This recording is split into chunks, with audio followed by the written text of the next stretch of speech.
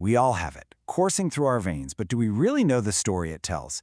Today, we're diving into the incredible hidden history of our blood. Now, you probably think you know what your blood type means, but I'm going to tell you the truth is way more ancient and way more surprising than you can imagine. So, let's get right into it. Okay, so we have to start with this really popular idea, one that many of us have heard of, especially if you're familiar with pop culture in places like Japan or Korea, this belief that your blood type can actually predict your personality. It's a pretty neat idea, isn't it? The thought that just one little biological marker could tell you everything you need to know about someone. You know, the stereotypes, right?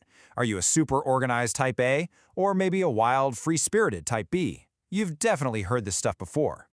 Yeah, looking at this chart, it all seems so familiar. Type A, the serious, diligent one. Type B, the passionate, creative spirit. Type O, the born leader, the social butterfly. And AB, the rational but oh-so-complex one.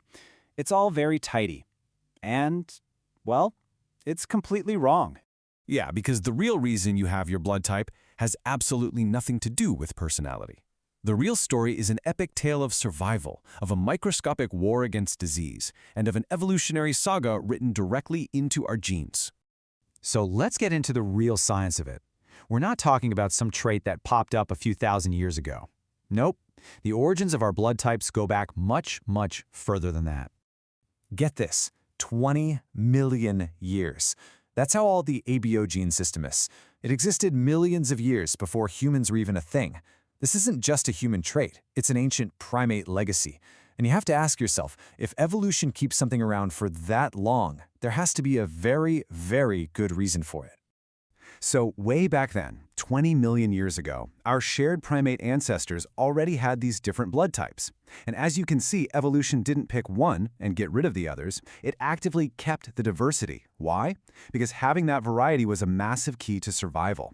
And the reason for that survival advantage? It all comes down to a relentless, invisible war our ancestors fought every single day. It was a constant arms race against an army of pathogens. This slide nails the whole concept. Just think of it like this. Imagine a virus has a key that can only unlock the cells of people with type A blood. Well, that means everyone with type B or type O blood is safe from that particular bug. By having all these different locks in a population, humanity as a whole becomes almost impossible to wipe out with a single disease. It's a collective shield. And believe me, this was not just a theory. Blood type diversity has been crucial for surviving some of the deadliest diseases in history. We have research suggesting that different blood types give you different levels of resistance to nasty stuff like cholera, the plague, even smallpox. This diversity was our species' ultimate insurance policy. But, and this is a big but, this ancient defense system, which was perfectly designed for a world of constant infection and getting mauled by saber-toothed cats, has some really surprising and sometimes problematic consequences for us today. This brings us to this super important idea in biology called evolutionary mismatch. It's basically when a trait that was a huge advantage for your ancestors becomes a bit of a liability in the modern world. And boy, has our world changed. Blood clotting is the perfect example. Back in the day, getting cut or injured was a daily risk.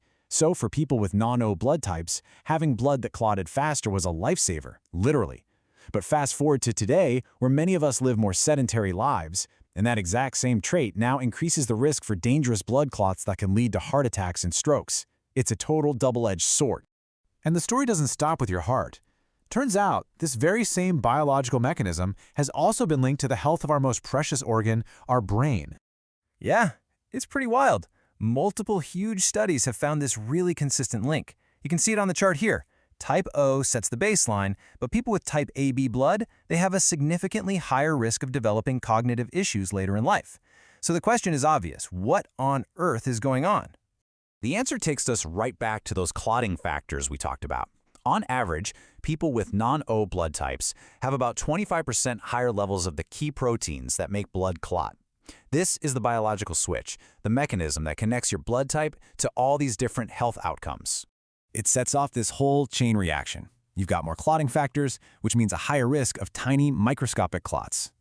Now, over a lifetime, these little clots can slowly start to mess with the blood flow in the super delicate vessels of your brain.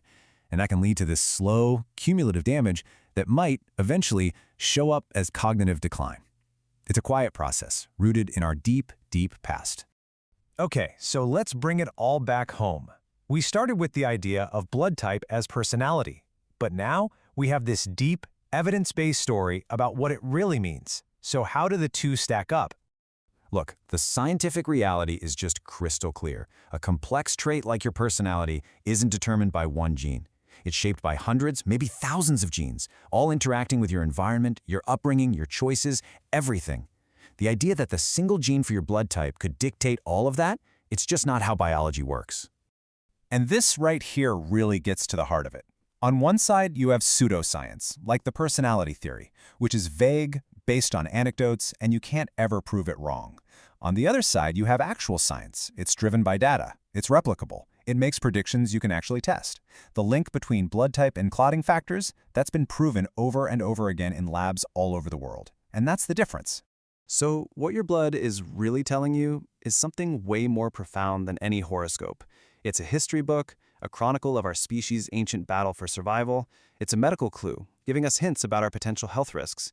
And, most incredible of all, it's a direct, living connection to a 20-million-year-old evolutionary story that is still playing out inside every single one of us. So no, your blood type isn't a shortcut to your personality. It's a living record of our deep, deep past. And it just makes you wonder, what other incredible evolutionary stories are hidden inside our DNA, just waiting for us to find them? Thanks so much for joining this explainer.